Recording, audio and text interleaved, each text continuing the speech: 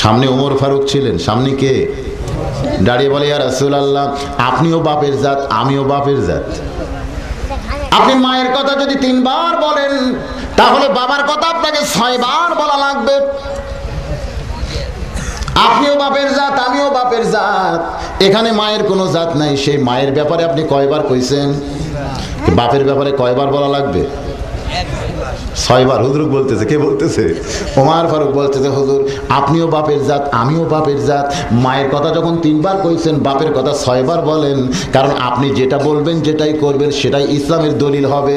মা আতাকুমুর রাসূলু ফাখুযুহু ওয়া মা নাহাকুম আনহু ফান্তাহু। আল্লাহ নবী বলেন, ওমর বাবা আনন্দে মাতিয়া সাগরে ভাসাইয়া, আনন্দে মাতিয়া সাগরে ভাসাইয়া, সেই যে চইলা যায় খবর লয় না। মাজন ধরিয়াই উদরে কতই যতন করে, 10 মাস পরে পায় প্রসবের বেদনা।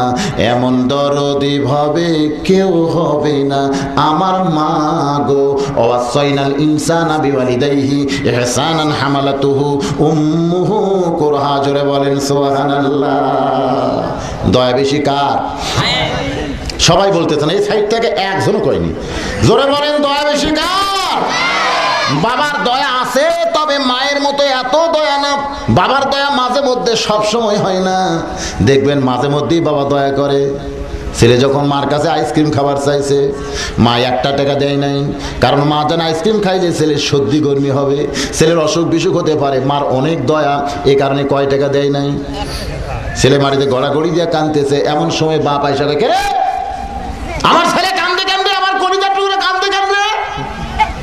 মা বলতেছে আইসক্রিম খাবে, আমি টাকা দিইনি তাই কাঁদতেছে। পকেট থেকে 500 টাকার কর করা নোট বার করছে, যা একটা না গোটাল বাক্স কিনে খা। বেশি আইসক্রিম খাইয়া, একটু কথার দিকে খেয়াল করেন, বেশি আইসক্রিম খাইয়া ছেলের নাক দিয়ে যখন ভেড় ভেড়ি বের হবে, তখন বলেন তো কষ্ট কার, বাপের না মায়ের? জোরে বলেন কার? এই জন্য দেখবেন বাবার দয়া মাঝে মধ্যে, আর মায়ের দয়া সব সময়। জোরে বলেন সুবহানাল্লাহ। বাবার দয়া, আমার কথার দিকে আপনারা কি ওয়াজকে শেষ করবো নাকি আমি? বাবার দয়া মাঝে মধ্যে, আর মায়ের দয়া সব সময়। হোসাইন বাবার পা ধরে কাঁদতেছে আর বলতেছে, বাবাই ভালো, মা ভালো না। আর সামনে দাঁড়ায় হাসান কাঁদতেছে, ও বাবা আজকে 2 দিন হলে কোনো কিছুই খাই নাই। হযরত আলী একবার হাসানের দিকে, একবার হোসেনের মুখের দিকে তাকাইতেছে। ছেলেদের শুকনা মুখ দেখলে বাবার কলিজায় দরদ হয় কি হয় না? জোরে বলেন, হয় কি হয় না? হযরত আলী একবার টোপলার দিকে তাকায়, টোপলার মধ্যেই খাবার আছে।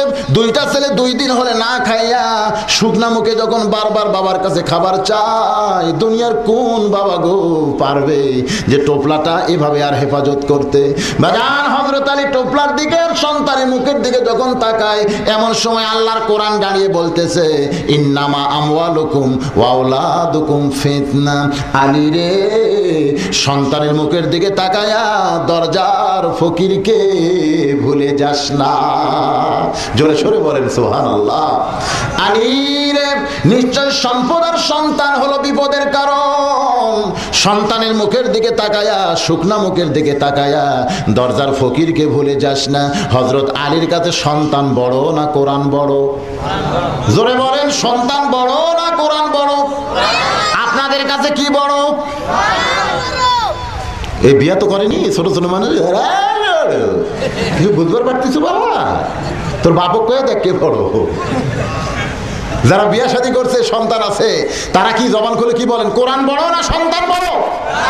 আরো করে কোরআনের পক্ষে সবাই হাত তোলেন নাই? কি কোন ভাই, সবাই হাত তোলেন নাই? তাহলে কোরআনের পক্ষে কথা বলতে হবে। হযরত আলীর কাছে যদি কোরআন বড় হয়, যে কোরআন বলতেছে ইন্নামা আমওয়ালুকুম ওয়া আওলাদুকুম ফিতনা, রে সন্তান তোমার 2 দিন হলে না খেয়ে আছে, সন্তানের শুকনা মুখের দিকে তাকায়া দরজার ফকিরকে ভুলে যাইও না। এখন হযরত আলী দরজার ফকিরকে খাবার দিতে চায়, কিন্তু হোসাইন এত জোরে 2টা পা জাপটে ধরেছে, যাবার মতন কোনো ক্যাপাসিটিও নাই। সামনে হাসান দাঁড়ায় কাঁদতেছে। এখন হযরত আলী কি করে?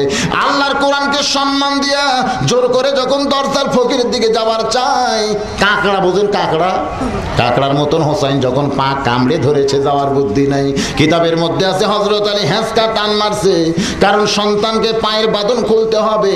হ্যাঁচকা টান মাইরা মাটিতে যখন আছাড় মারার মতন করে রাখছে, সামনে ছিল হাসান, মারছে দৌড়, কারণ চিন্তা করতেছে হোসাইনকে আমার বাবা যে হারে আছাড় মারছে, আমার সামনে পেলে যদি চল মারে তাহলে তো আমি বাঁচবই না। হযরত আলী হাসান হুসাইনকে এরকম ঠেকনার মতো রাইখা যখন দরজার দিকে যায়, হাসান দৌড়ে এসে হোসাইনের মাথাটা